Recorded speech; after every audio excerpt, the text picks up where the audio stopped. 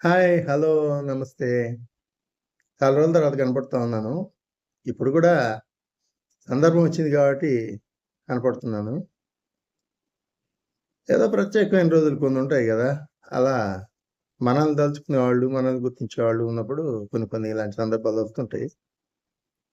కాకపోతే ఒక్కొక్క year cross అయ్యే కొద్దీ నా మైథాలజీ ప్రకారం ఎవరికైనా లైఫ్‌లో ప్రతి 10 సంవత్సరాలకి ఆలోచన విధానం మారిపోతది. అంటే ఆశయాలు లాంటి వాటి గురించి నేను చెప్పలేను గానీ, ఏదో కొన్ని కొన్ని జీవితంలో సాధించాలి, నిలబెట్టుకోవాలి, పోషించాలి, పొందాలి అని అనుకుంటుంటాం కదా! అవన్నీ గూడా ఎలా ఉంటాయంటే 10 ఏళ్లలో మారిపోతాయి.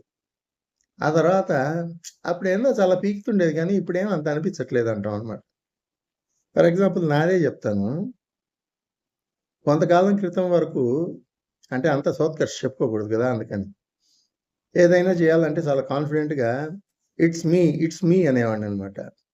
ఇప్పుడు ట్రెండ్ మారిపోయింది. అంటే నేను ఏం చేయగలుగుతానో గూడా ఉదయం లేచి బ్రష్ చేసుకోవడం గూడా నేనే నిర్ధారించుకోలేకున్నా. అంటే ప్రాపర్‌గా ఇన్ టైమ్‌లో నేను అనుకున్న టైంకి. సో, ఇప్పుడు అంతా దేవుడి దయ వల్లని ఇప్పుడు ఆ పదం పూర్తిగా మారిపోయింది. ఇట్స్ హి అంటున్నాననమాట. ఎట్టైనా మార్పు సహజం. మార్పుతో పాటు మనం గూడా నేర్చుకోవడం అనివార్యం. చాలా క్లుప్తంగా, సంతృప్తిగా.